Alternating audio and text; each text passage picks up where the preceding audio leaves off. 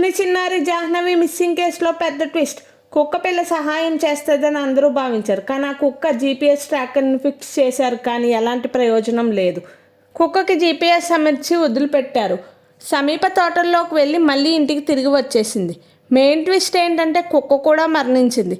కుక్క అసలు ఎందుకు చనిపోయింది? ఇది కూడా చాలా మిస్సింగ్ కేసులానే ఉంది. నిన్నటి దాకా బాగానే ఉన్న కుక్క ఈరోజు సడన్గా ఎందుకు చనిపోయింది? మమ్మల్ని పట్టిస్తుంది అని భయంతో ఎవరైనా కుక్కని చంపేశారా?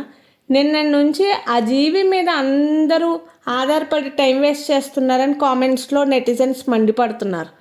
నిజంగా ఇది ఇప్పుడు చాలా పెద్ద ట్విస్ట్. అసలు కుక్క వచ్చింది ఇంటికి, ఏం జరిగింది? ఏమైనా దానికి ఇంజెక్షన్స్ చేశారా? అసలు ఈ పాప విషయం ఎందుకు బయటకు రావట్లేదు? ఏదన్నా జరుగుంటే ఈ రోజుకి 8 రోజులు అయింది. కనీసం ఒక చిన్న ఆధారం అన్నా దొరకాలి, ఒక చిన్న డ్రెస్ ముక్కన్నా దొరకాలి. ఎలాంటి ఆధారం లేదు. పోనీ కిడ్నాప్ చేశారన్న తరహా ప్రకారం ఆలోచిస్తే కనీసం వాళ్ళ తల్లిదండ్రికి మాకు డబ్బులు కావాలని చెప్పి ఆ కేడిగాళ్ళు ఫోన్ చేయాలి. ఇప్పుడు దాకా అలాంటి ఫోన్స్ ఏమీ వాళ్ళ తల్లిదండ్రులకి రాలేదని చెప్తున్నారు.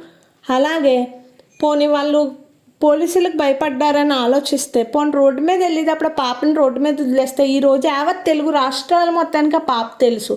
ఎవరో ఒకరు చూసి వాళ్ళ తల్లిదండ్రులకు చేరుస్తారు కదా. అసలు ఈ పాప మిస్టరీ ఏంటి? ఏం జరుగుంది? అసలు పాప దొరుకుద్దా? ఏమైంది? అసలు పాప ఎక్కడుంది అని లక్షలాది క్వశ్చన్లు. దీనికి ఒకటే జవాబు, పాప దొరకడం.